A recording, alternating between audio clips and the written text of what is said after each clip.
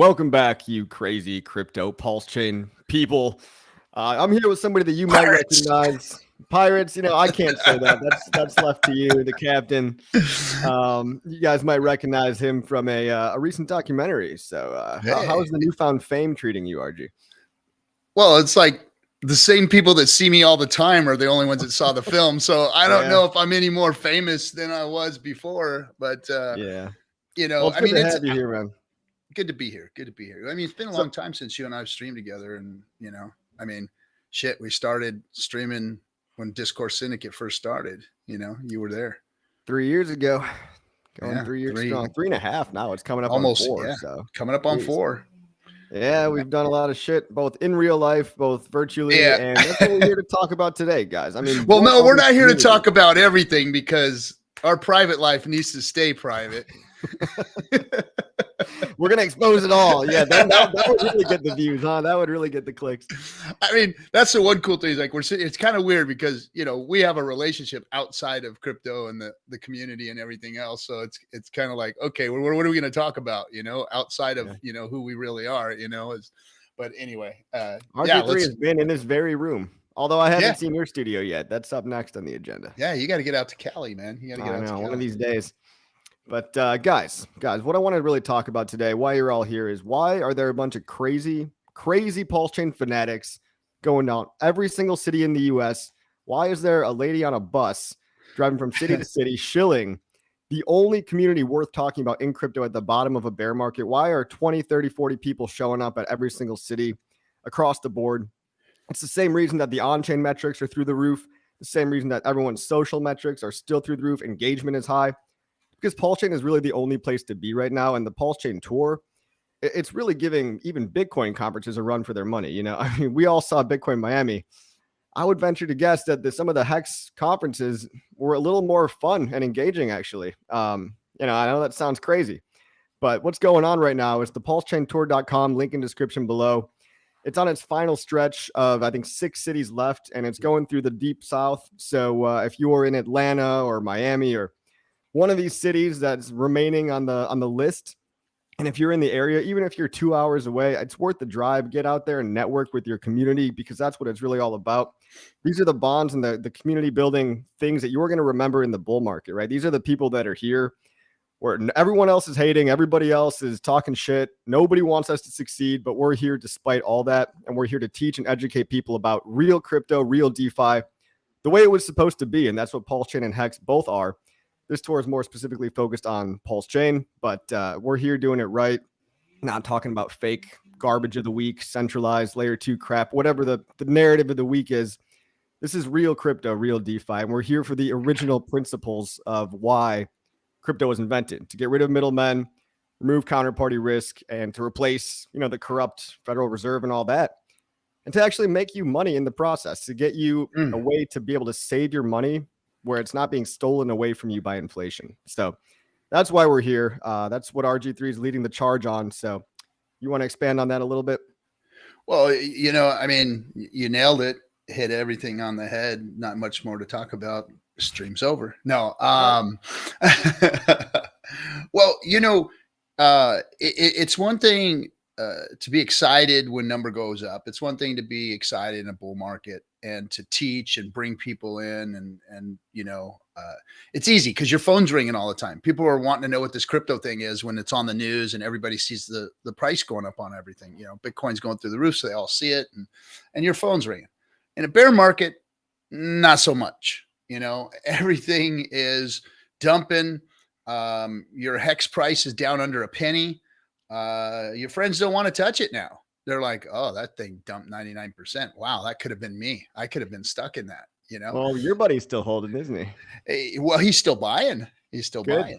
And that's really the difference. That's what separates the men from the boys at this point, is who's going to sell the low and who's dollar cost averaging at the dips. I just bought, I think, a couple grand worth of Pulse in the past week. And I wanted to do it before the Jubilee Jewish mystical year was over. So yeah. Just to say that I did. Not that I really believe in that, but because I thought it was funny. Yeah, you could put a couple grand in there, Yeah. and I'm still buying, you guys. And I think a lot of people don't realize I've been putting my money where my mouth is this whole time. Yes, I'm down 90% plus from the tops, but hey, if you're in crypto long enough, I've been here for 8 years, you've been here maybe 9 years, maybe longer. And just by surviving, you end up, the rising tide lifts all ships on every bull cycle. So you could fuck up like I did. You could do day trading and shit coinery and all the kinds of mistakes that I try to Shrimps. teach people not to do. And you could still end up on top if you just have a long term mindset and you just survive for like 5 to 8 years, And it sounds like that's like, oh my God, it's so long, but it's not as long as working for 40 years at a fucking 9 to 5 job. Yeah. And when you're buying in a bear market, you're changing your cost basis, and that's what's important, because it's all about averages, long-term holds, long-term investments, interest, yield. All of those little things compound and make your bag bigger, and you make you more wealthy. And then, of course, then there's the opposite side in the bull market, where you should be taking profits and making sure you're dollar costing yourself out a little bit and preparing for the next bear. Or, if you're supplementing your income, or you're retired, or whatever it be, you're taking care of that. I remember when Hexologist cashed out a little bit, closer to the top, and he got hammered for it. I mean, he's like, guys, my family's got to live for the next couple of years.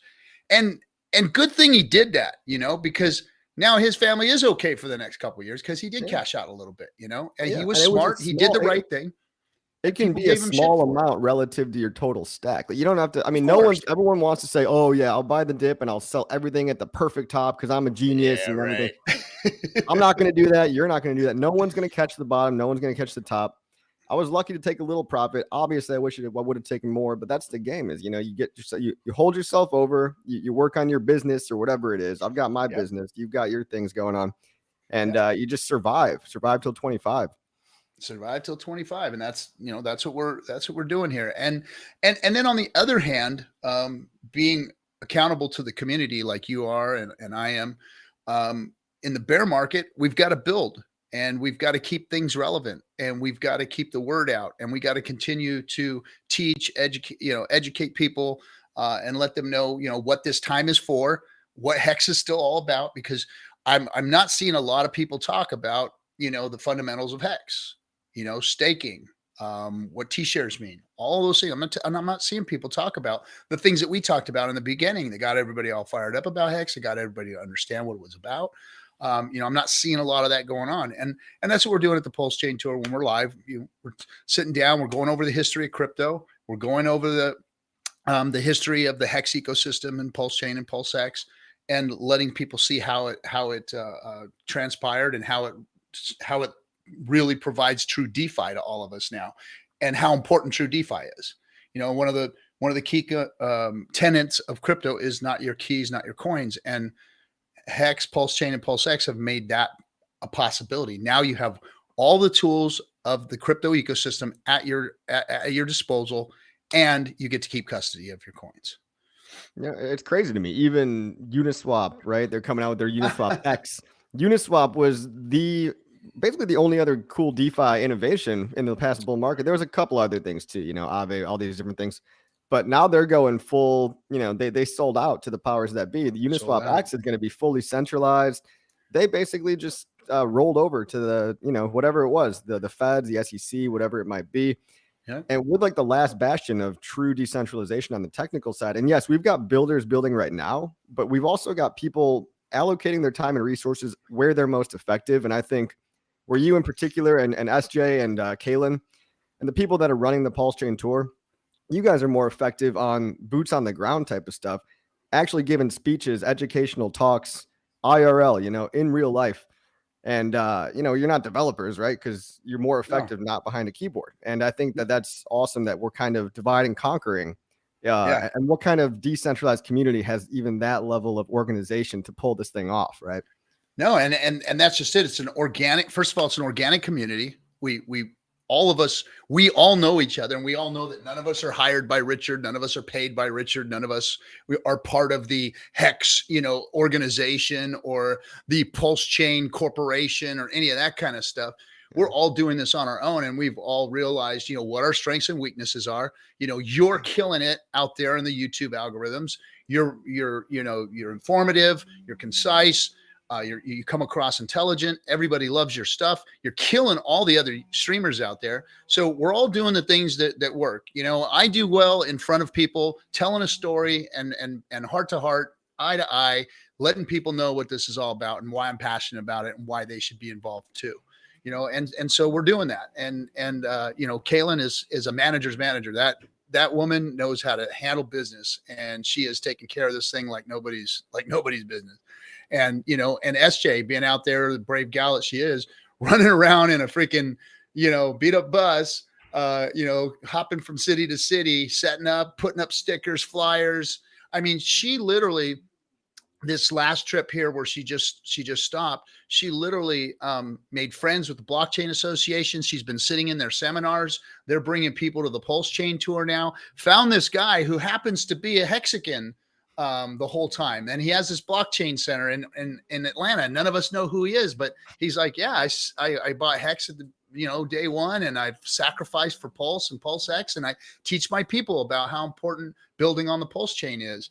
And he's like, crazy, I didn't know you guys were coming. And here we are, It reminds me of Fight Club, right? It's like, we could be the guys making your Whoppers at Burger King. You never know where you're going to find the next Hexican. And these guys that we just discovered that SJ just ran into, she's at the blockchain center right now and telling me about how all these devs are in this incubator. Basically, if you guys don't know what a dev incubator is, it's kind of just like if you ever seen the TV show Silicon Valley, it's like a big house it's a big nerd house where everyone it's a massive cluster of brain power where eventually something good is going to come out of it. They're going to build something in 2 weeks. Yeah, it's always 2 weeks away. Right.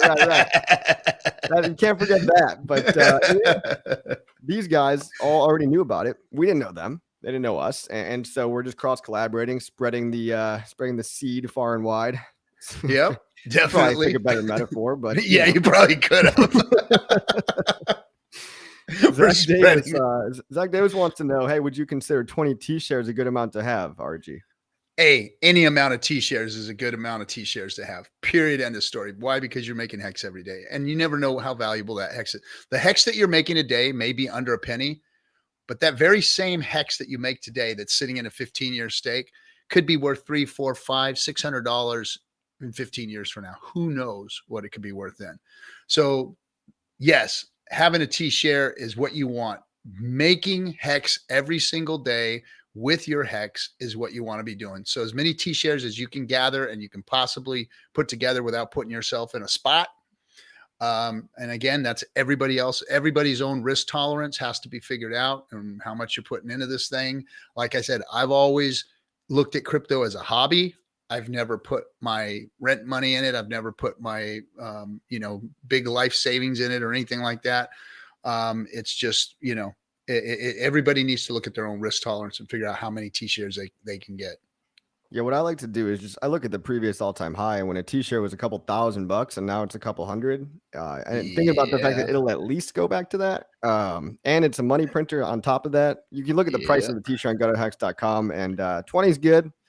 You can get to 100, great. But I know this guy. He's a good friend of mine back from the high school days, believe it or not. Oh, sweet. Yeah, anyway. But yeah, 20 T-shares is good. 100 is better. But we look at the payouts per T-share, and we discovered a long time ago that, hey, as we were looking at the math, that it was going to go up. We're like, hey man, this thing is actually going to go up. We're going to see the T-share payouts go up every single cycle, and that's what we've seen. We've literally seen it go from under a Hex per T-share to now we're at what 6.6 T-shares per. Let me pull that chart up because I want to show you guys the power of, and it's a slow churn at first, but it's slow at first and then all at once, right? And so if you look right here on the screen, I'm about to show you that these are the global statistics on go.hex.com. These pink dots right here. These pink dots are basically the daily payout per T-shirt per day. And you can see back on the first year, back around Big Payday, it was only about 5, maybe 6 Hex per T-shirt per day, which means if you got 20 T-shares, you're making 30 Hex a day. 30 because it's 6 times 20. Oh, sorry, that's wrong. Six hex per t-shirt per day times 20. You're making 120 hex a day, right? Now, if hex is $1, you're making $120 a day. A day. But you know what I mean? So it goes from 6, and as t-shirts get more scarce, it actually goes from 6 up to 6.1, 2, 3. Now we're regularly sitting at about 6.6, every day, 6.6. So they went up, what's that, 10% in just a year. And, in future years, they're going to go up to as high as 7, 8, 9. Compound go back to the chart real quick. I wanted to show somebody something else. Sure. And there's a bonus within the T-shares themselves. And we look at the chart, I want to show everybody that bonus. Pulling it back up, right? Because what Hex does is not only does it give you control of your savings and time value of your money, of your crypto. You see all those little dots that are sitting up there on top? That really proves that you're in charge, because what those dots are people that emergency end stake big amounts. So if you've been staked all this time, you actually got in on those days where big emergency end stakes happened. And it's a little bonus, because what happens is that because there's no Fed, because there's no bank, because there's no company or entity involved, the staker gets the penalties from the emergency end stakes. Of course, some of it goes into the OA, but we all get the benefit of that. So those payouts, and so some of those dots you see way up there, those are the payouts per day that we got on people, big emergency end stakes. So there's a bonus on top of, just your T-shares alone. You're going to get those too. Man, it's crazy to think we're already at day 1387. I mean, back in the day, I remember making stakes for day 1387 or, 1300 and be like, oh, that's so far away. And now it's here. And now, yeah, of course, we're at a 90% fucking dip. But yeah, those outliers, those outliers that RG's talking about, that is us drinking the blood of the haters, basically. We get to drink the tears of the people that couldn't hold long enough, that didn't do what they said they were going to do, that emergency unstaked early. Because if there's anything, anybody new out here, if there's one thing you got to know about Hex, it's basically this. You need to, when you make a stake, it's optional. You do it if you want to, or you don't do it. But if you do it, you should probably see that stake all the way through. And if you don't, you're going to pay a heavy penalty. And again, that penalty goes routed back to all the other stakers that are doing what they said they were going to do and keeping their word and their promise to the code and the smart contract. There's no middleman. There's nobody sending this Hex anywhere. It's all just routed by the code, from short-term thinkers to long-term thinkers, right? From the hands of the impatient to the hands of the patient. Yes. And so that's what you're looking at there. Yes. All right. So that's I've always been a fan of the emergency end stake. It is a tool. Fanatic here, meet you in Atlanta. Yeah, we got Hex fanatics everywhere. I think people are very confused too, like about just this whole community in general. People feel like there must be a mastermind. We must be getting paid by Richard. They'll make up all kinds of conspiracy theories because they just can't believe that this is a force to be reckoned with on the level of, the Ethereum community or even the Bitcoin community. And we're only 3 years old, right? And PulseChain just launched 4 months ago. So when you count the PulseChain community, you're brand new. You're as OG as you can get. P-Hex, there's a brand new chart. We just started over if you look at it that way. We're so much earlier to the game, or we're so much newer and younger than these Bitcoin and Ethereum people that are already, nearing the end of their life cycle in terms of massive gains. Yes, they're going to be around for decades to come, but is Bitcoin really going to go to $1 million in 2 years? Probably not. Do you want to hold it when it's $1 million and you've got to buy a fraction of it? Yeah, that too. So I've got a theory on the community thing, though. Go ahead. There's a lot of good communities in crypto that mean well, that wanted to do good things, that they understand the tenets of crypto like we do. The Satoshi white paper, the cypherpunks, the whole thing, the reasons why we all kind of got started and got enthusiastic about it. I mean, let's not forget that money was a big motivator for all of us too. I won't.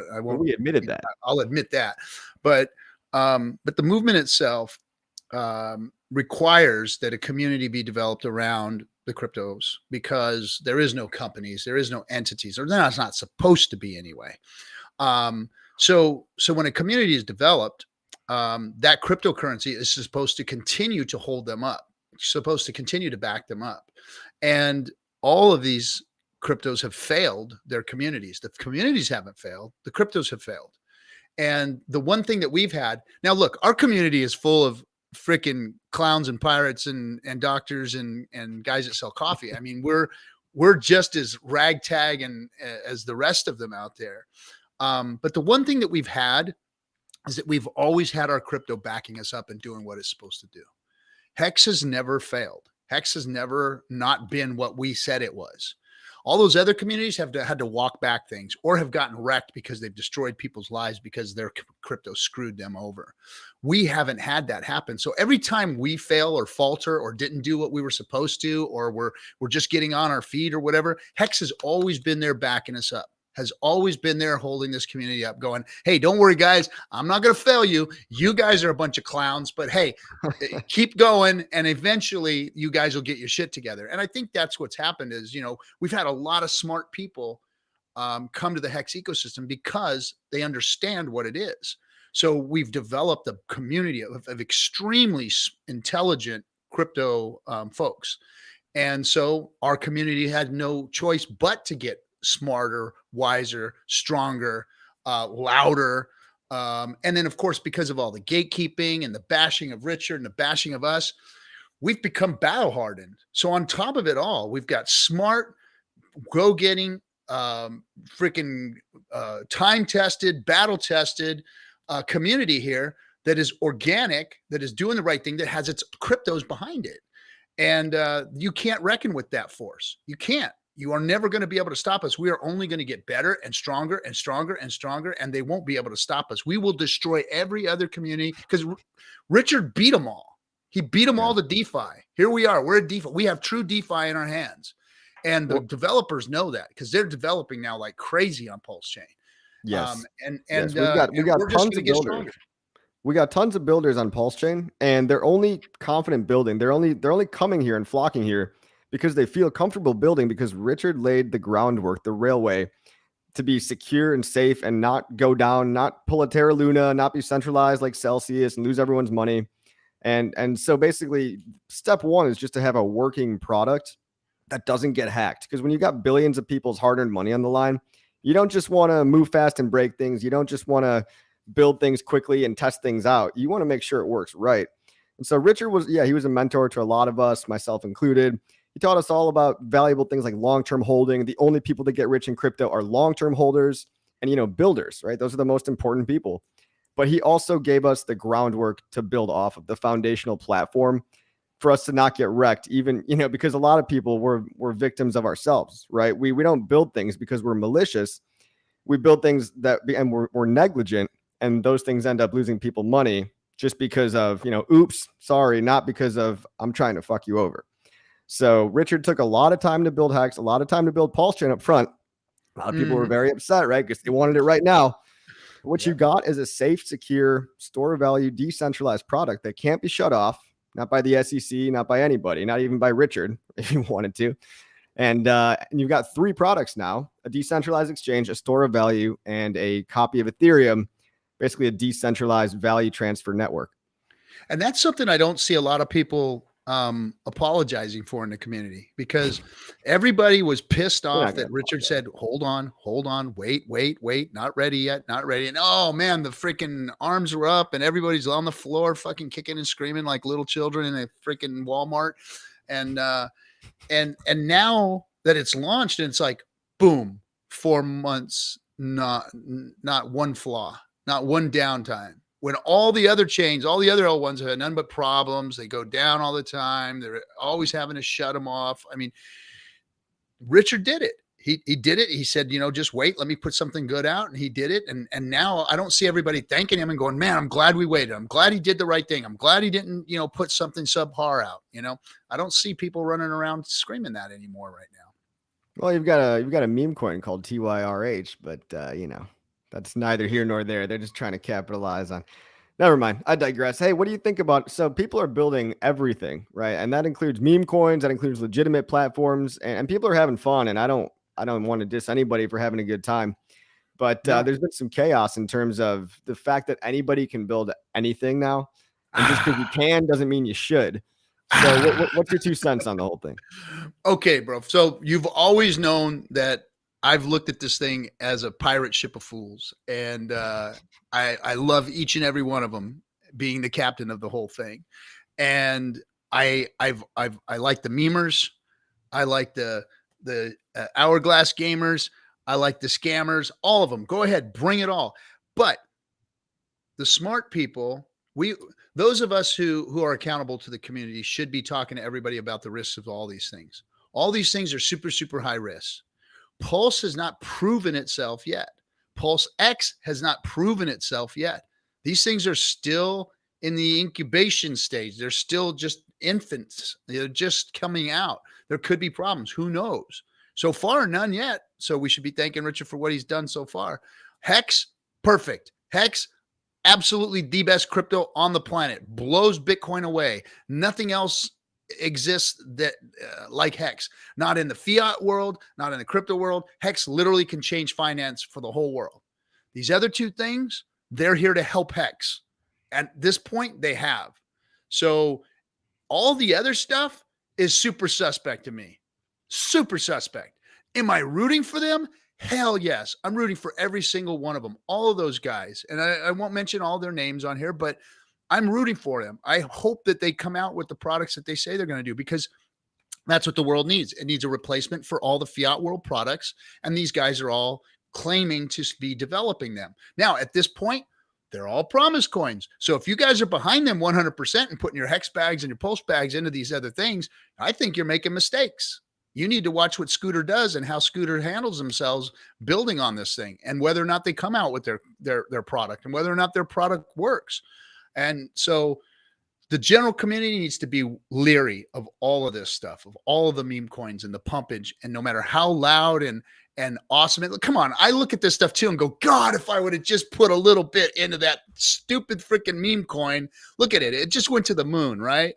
You know, I'd have a vacation there for me or whatever, just $100, whatever. But I don't. I leave most of these things alone. I don't touch them. And I think that that's the smart play. Now, there's people out there that degen and play around and have the ability to do so. My risk tolerance makes it to where I don't want to do that. I don't. Now, I'm rooting for them. I want them to put products and build things and get loud and meme and do all of that stuff and even do their stupid rug pulls and stuff. Go ahead. You know, we need to see it here because it exists and it's a reality. And then it also shows true colors of who those people are. And then we get to eliminate them from the community as soon as they do something wrong. So I'm for all of it. But that's just because I'm a dirty old pirate and I like the dregs. I just like the misfits of the world and always have, because the misfits, once you weed out the good ones out of the misfits, they're the ones that change the fucking world. And that's what we need, you know? Now, some of them are getting burned up in this fire. Some of them are going to get, walk the plank in front of all of us. But there's going to be some that are going to be in our ranks that we need and we deserve. So, yeah, I'm for all of it, man. Let it all happen. Well said, man. And I'm going to anyway. Yeah. Well, that's very well said. And you guys probably know my take. I talk about what I'm doing. I talk about the very careful bets that I do place. I talk about, not really investing really more than 10, 20%. I don't even know what percent. It's a small fraction of my bag in these new protocols that I really believe in because people have earned my trust or copied working protocols or built something in advance and like asked for money later. So all these things. And I think when you've been around as long as me and you have, 8 years, maybe 9 for you, you've seen so much shit hit the fan. You've seen so many people lose everything. You remember the pickle of finance and the cookie and the juice box and whatever, and all that Binance Smart Chain crap.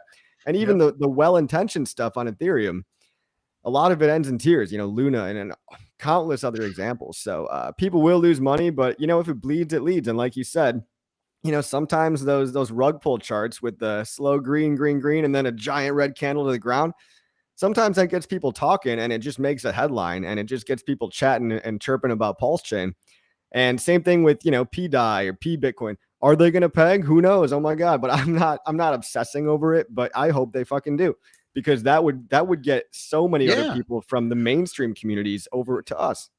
Yeah, I spoke about it the other day. I'm looking at it and I'm hearing the narrative. Okay, every time I've heard a narrative about, Richard being behind something, it's turned out to be bullshit, because Richard doesn't really get behind anything unless he gets out in front of things is what he He's does. only He one doesn't get, guy too. He's not fucking omnipotent. He's not some god that's in every single. I mean, but hey, if it helps you sleep at night, sure. He wants everything to peg, sure. yeah. And now I'm very skeptical of the whole thing. Especially the narrative about Richard being involved or whatever. Now I do look at it and go, wow, there's something going on here. Somebody's doing something. And what's interesting to me is that if they do pull this off, if this does proof a concept of how a stable coin can be pegged, wow. I mean, I'm rooting for them. I'm rooting for them. Same. It's like you guys would, this would proof a concept, and stable coins would be like, hey, we get it now. This is how it's done. And even the Bitcoin one is the concept of social consensus. It's the concept of this shit only has value because a bunch of people agree. And holy crap, you all you degens got together and agreed that this was still worth $1. I'd be blown away. So I want it to happen. I'm rooting for him. Exactly. I'm rooting for him. It's like, go. Proof that concept, boys. Do it. Now, am I going to get involved? Fuck, no. Technically you are involved because I'm sure you got some stable coins. And if you do, technically you're probably involved anyway. So that's the interesting one, right? Is like, I'm involved whether I want it or not, because I've got a bag of stables. And hey, if they peg, then I just double my stable coin bag. Yeah. That, I don't look at them. I don't wish on them, but they're sitting there, definitely sitting there. So, but and that's why I'm saying that all these things need to be done. And like I said, even the scams, because then we get to expose, for instance, we had that, and I won't mention his name either. We had that one clown that vampire attacked Pulse at the beginning. But he showed an exploit early on. He exposed an exploit early on what, a vampire attack can look like. And it failed, but it proved of what they can do. So it gives us a way to look at things and early on figure out how to go around things and make fixes for things. So because look, this is all proof of concept stuff. I mean, even though crypto has been around for a long time, we're still just getting the good stuff out. We're still just getting the good concepts out to where we can start to go mainstream. Until true DeFi exists, we weren't going to be able to bring products to the real world. As long as the centralization bullcrap was out there, it was just more of the same. It was still, because there's nothing new under the sun. These products aren't new. These are all the same old products that the world has been using forever. All they're doing is they just have a different technology that's behind them. Crypto is just a different technology for the financial tools. That's it. All these loans, all this leverage shit, all these trading platforms, all this stuff existed in the real world without crypto. Now, crypto has taken it, usurped it, used those things for themselves by utilizing another tool, this cryptography tool, and said, hey, we could do this on our own if we do it right. But they didn't. For years and years and years, they didn't. And now we have true DeFi. And now all of these products can be built and made and put out into the real world where we, the people, have control of them versus governments, entities, and 1% individuals. Yeah, what was it? Rags to Riches called it the immune system of crypto. We're like the immune system that's filtering out all the bullshit a little bit at a time. We're the white blood cells that are, attacking all the scams. And we've seen so many different variations, but there's always something new. There's always something novel, some new trickery afoot. But let's kind of shift the subject a little bit back to the PulseChain tour. Yeah. Guys, I want to be talking about a giveaway I'll be doing, but before that, and this is to get people into the PulseChain tour. If you're in the area, I'm actually going to be doing a crypto giveaway, giving away PulseChain PLS tokens.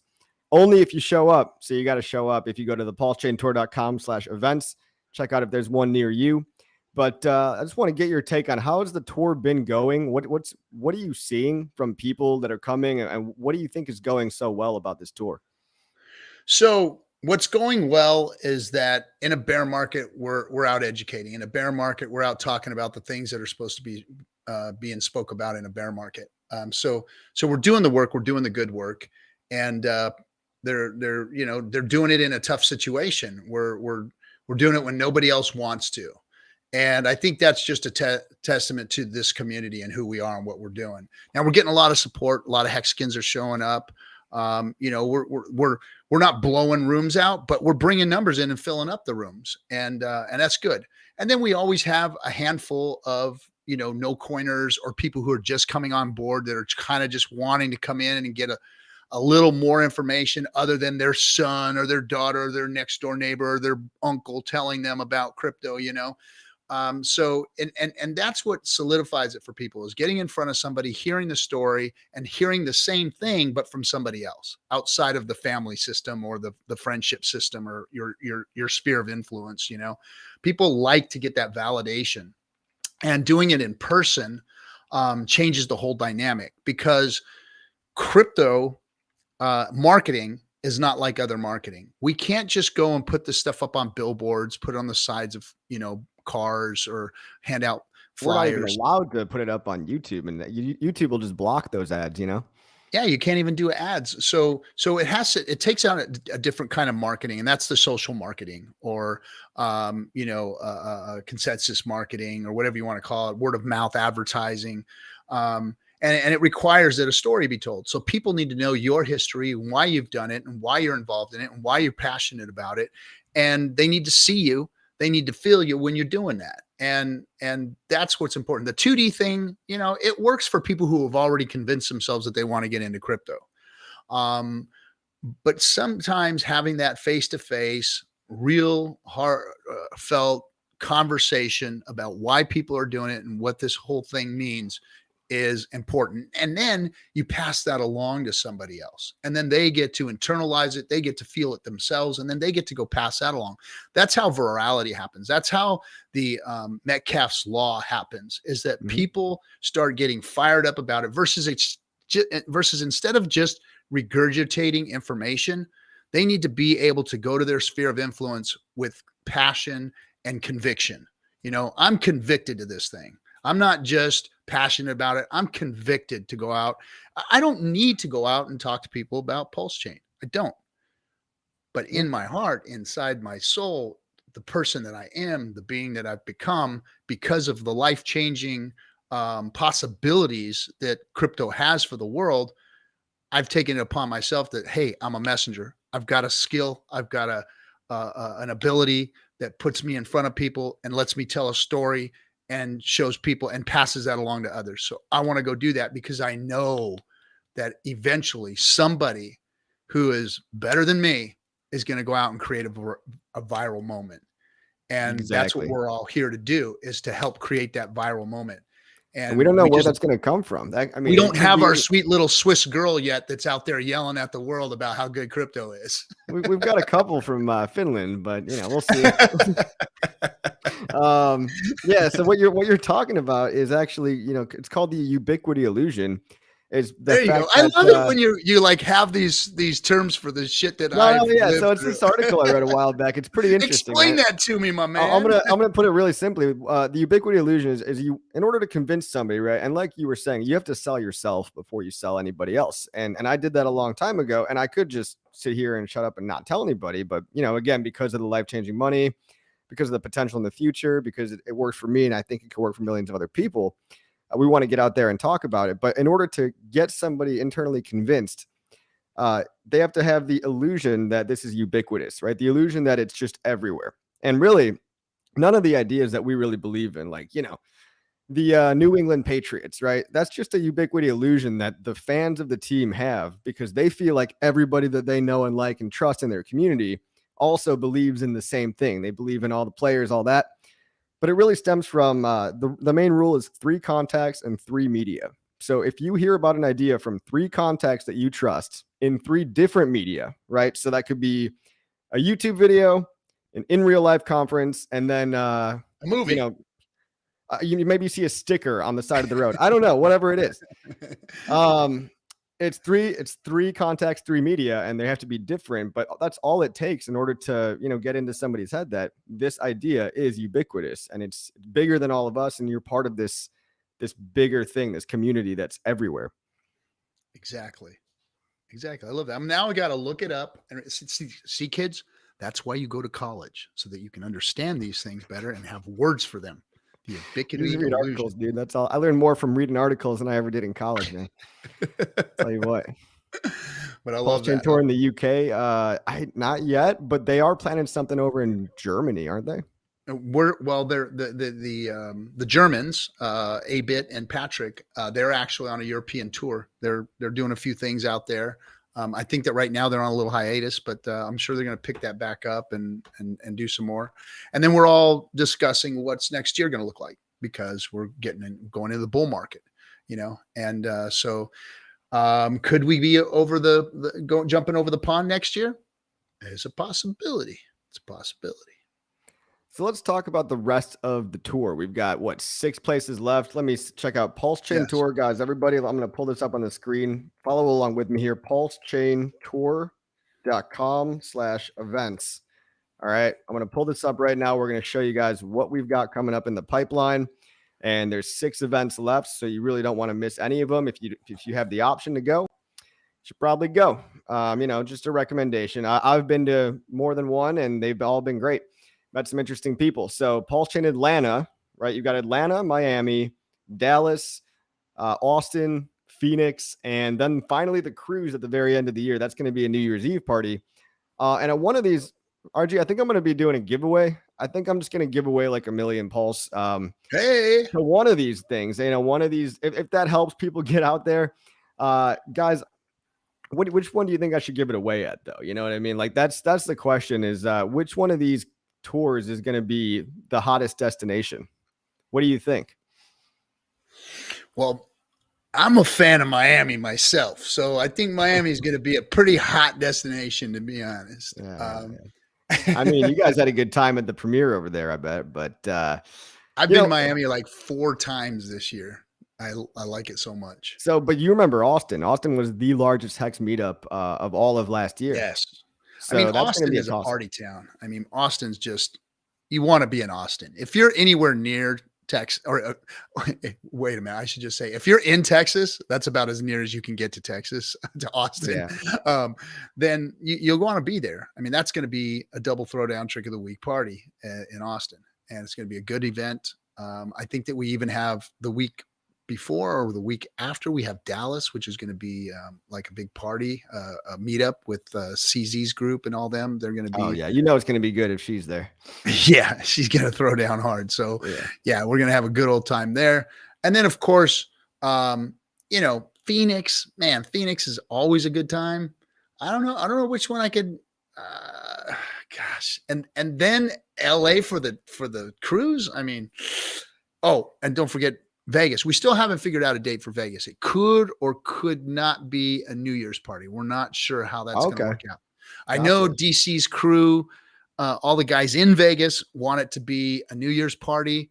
Right. But that's a real hard logistical move to do something in Vegas at that time and to get everybody out there. And so we're working with that whole thing right now, trying to figure out what we're going to do. Well, let me know about that one. I want to chuck in another 1 million Pulse or so for that Sweet. Particular event. If that happens, because I know DCC throws giant ragers over in Vegas like he did with his last, my God, it was legendary from what I hear. He didn't invite me, but no, I'm just kidding. You're always invited. I know. Patrick I know. is not German. I thought Patrick I didn't go. was I was German. like, yeah.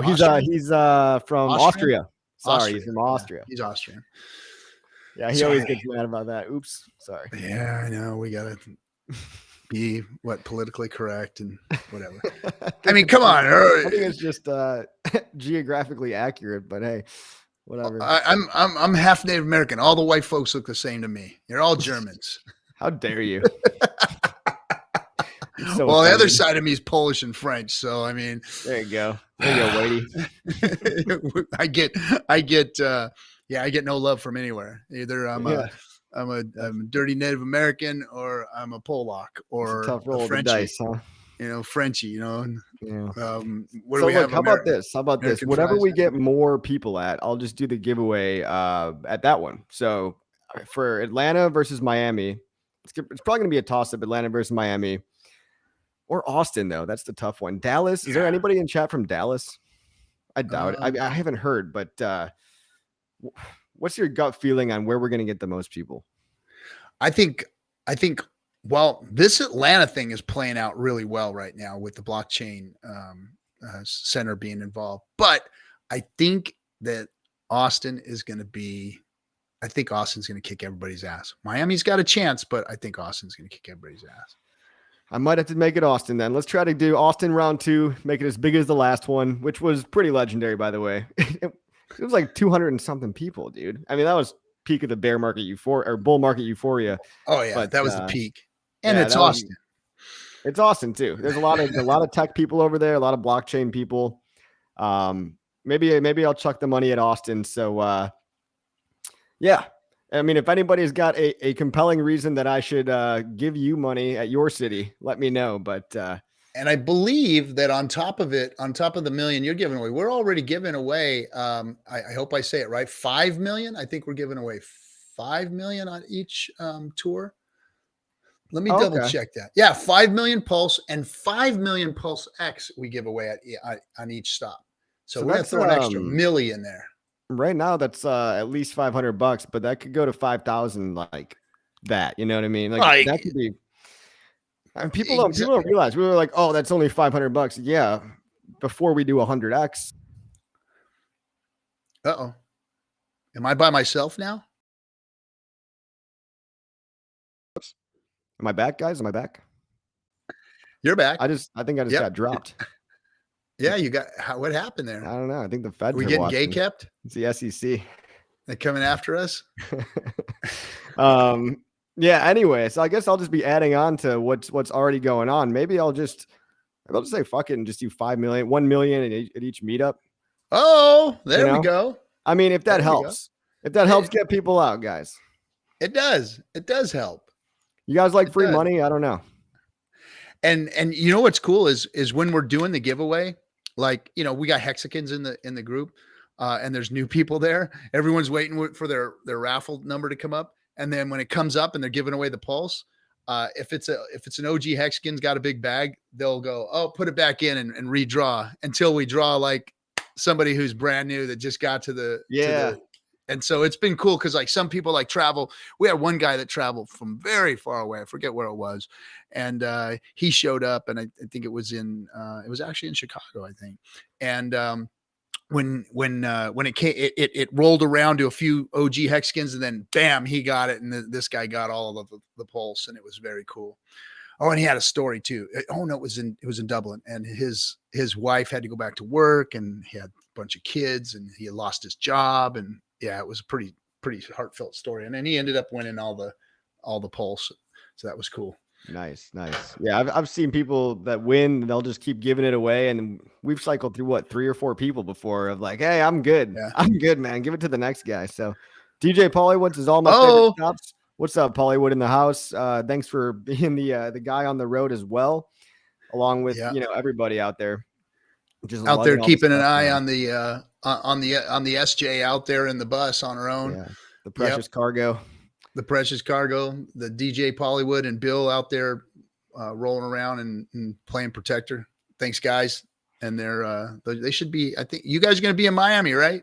You guys are going to be in Miami, or I think so. Tough one because I think y'all got to fly, right? You're going to fly from Atlanta to Miami, not drive. Yeah, we got to fly, and then I fly to everyone, but then they're going to fly back or whatever, and then they're going to start heading back this way towards the West Coast.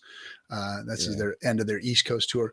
Because like, I don't know if everybody knows, but like this bus that SJ has is it's not an easy bus to drive. Like this is like an old school bus that, you have to have like an iron leg to hit the gas and work this whole thing.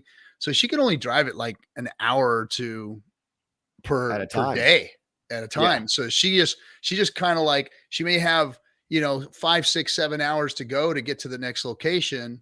But she does it like a day at a time, and she just hops all the way to the next location. I mean, hats off to her. She's putting in the work. And then when she gets there, she's meeting, greeting, passing out flyers, putting stickers. Well, maybe it's not her putting stickers, but allegedly there's stickers that are being put up in the neighborhoods. Right, that would be illegal. That would be illegal. And yeah, she's a trooper, man, getting out there and handling business like that. Yeah, that bus, man, it makes me want to tie a fucking brick to that like pedal, dude. It is such a pain. It makes me want to tie an anchor to it and throw it over the edge of the ship. You don't even know how much that thing has cost me. Now I know why all my old school bus drivers are always so pissed off all the time. You know what I mean?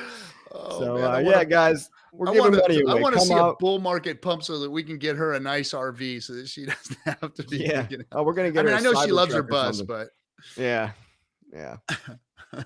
upgrade the throttle. Well, we've done that. She's got an extender pedal on it and all that stuff. And maybe I don't know, maybe it's a diesel. So I don't know what they got to do to it.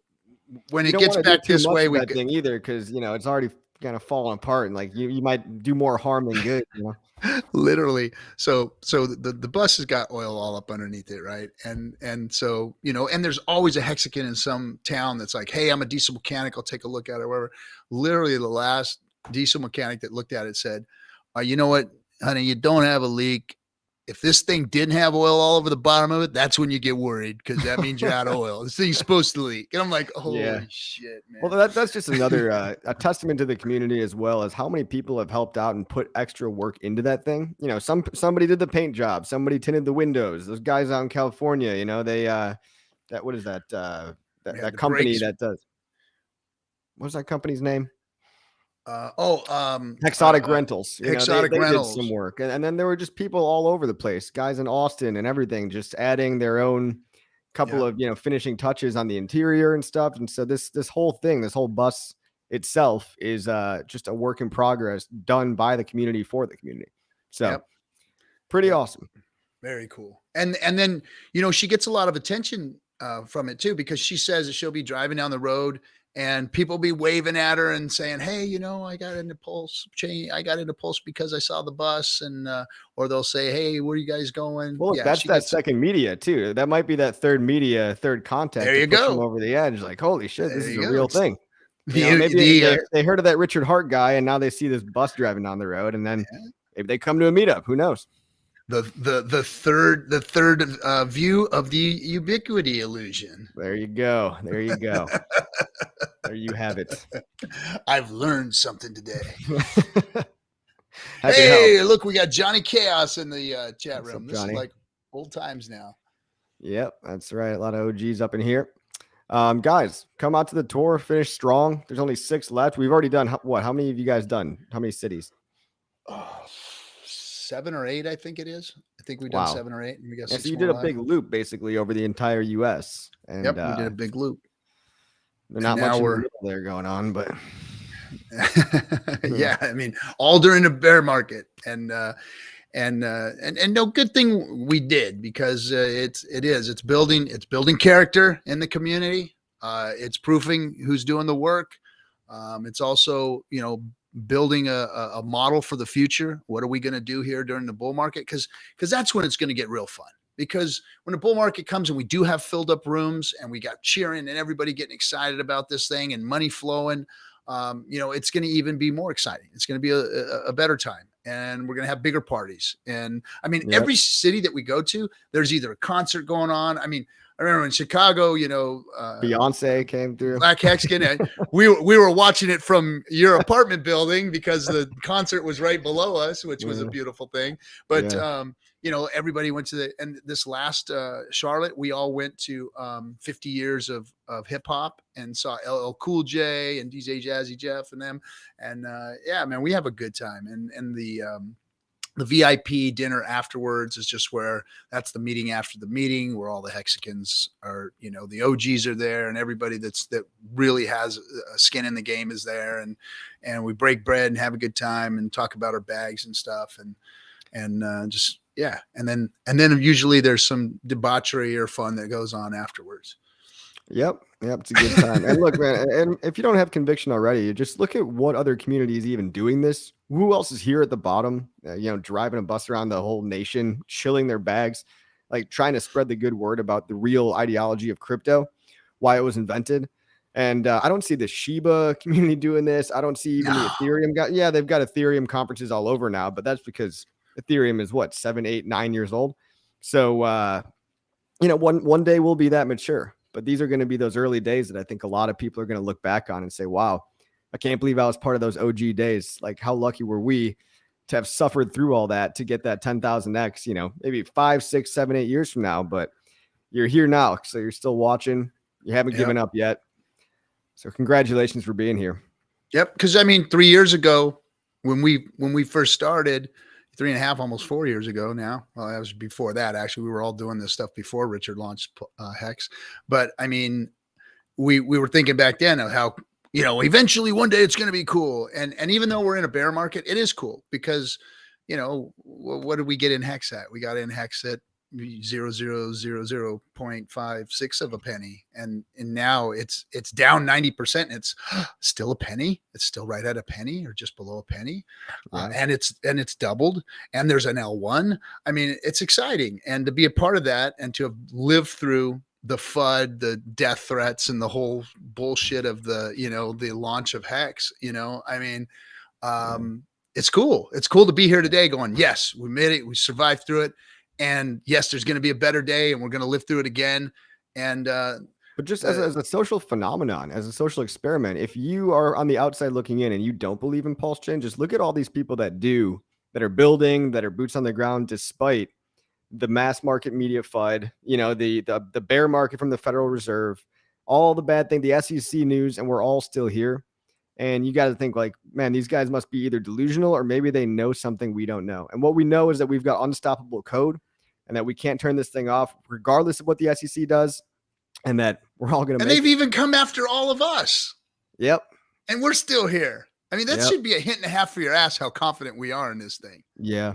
Yeah. And when you look at the communities, and you got to ask yourself, who's going to be around in 4 or 5 years? Look who's already came and gone, and dead bodies floating by in the river. All the hype of the week, the Solana boys, what do they have left? It's just VCs trying to get exit liquidity. That's the last hope they have. Not to talk shit about every blockchain, but you've got people that have just, their narratives have come and gone, and they jump ship because they were never committed to begin with. No, it's convicted. We're convicted. And Richard doesn't even, give us accolades or throw us a bone, or Richard doesn't talk to us, man. People think Richard even talk. He doesn't even talk to us in months. Yeah. And we support him, we back him because he deserves it. Not because he does anything for us or we ask for it or any of that kind of stuff. This is an organic community behind an organic founder, and he knows he doesn't need to do anything but put out good products. And we're going to be the ones that are going to go out and talk about it and do it in a bear market and do it with FUD in our face and do it with death threats and do it with the SEC. He knows that we're going to do it. And he doesn't have to ask us to. He doesn't have to pay us to do it. He doesn't have to do anything but put out a good crypto product that we know we can get behind and go do. And that's why this community is so fucking strong, is because that's the dynamic that's going on here. It's not a corporate relationship. It's not a business. It's not anybody trying to coerce anybody into doing anything. It's true grassroots belief and conviction behind building a community. And that's what we're all doing. That's right, man. Hey, we should end on that note. Hey, you are famous. Somebody recognized you from the highest of stakes. Look at that. Oh, shit. You got a fan. Yeah, he'll be signing autographs at the meetups, guys. He just said, is that the guy from the highest of stakes? He didn't say he wanted my autograph. He said, you might want to punch me in the fucking nose. Yeah. I've been given a lot of suggestions to my performance on the movie. So. Oh, I'm sure you have, man. Hey, look, you learn it the hard way. You try to do anything at all, people are gonna shit on you from 90 different angles. So one person said, "What are you, retarded?" Well, I mean, more so like people. I think people just feel bad for your buddy, man. People are like, God, why did RG didn't go in with his house money, but his friend did? Like, what happened there? Like you sold your friend harder than like you did on I didn't tell him to put that in there. I know you didn't tell him to. He asked me, hey, and I had been telling him for like a year, hey man, look, I was slow on this. I should have got you in earlier, and he's like, when do I get in? When do I get in? I said, I don't know. You get in when you get in, man. You just got to do it. Right. And months, right. And he said, yeah. And he said, well, hey, I'm ready to do it. I said, hey, you want to do it on film? Who would have thought that that'd be like the centerpiece, like the main side story? And it's weird because when they were making the film, they called me up and said, hey, and it was literally just a day after he and I had that conversation. They said, hey, you got anybody? We're trying to find somebody who's getting into Hex New. I said, I just happen to have a guy that's ready to push the button right now. And they're like, where is he?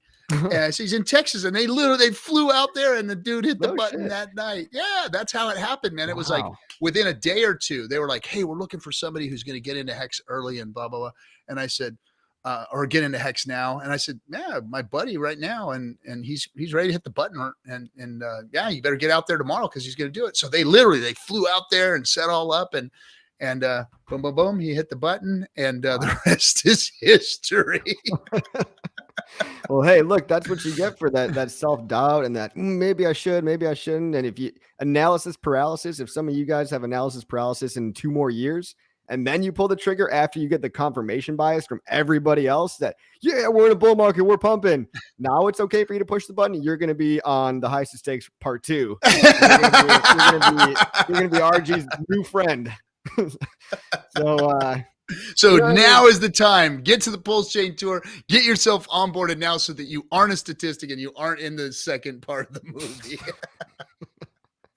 I guess that's the best we can do. Thanks for coming, guys. Like and subscribe. All right, everybody. See ya.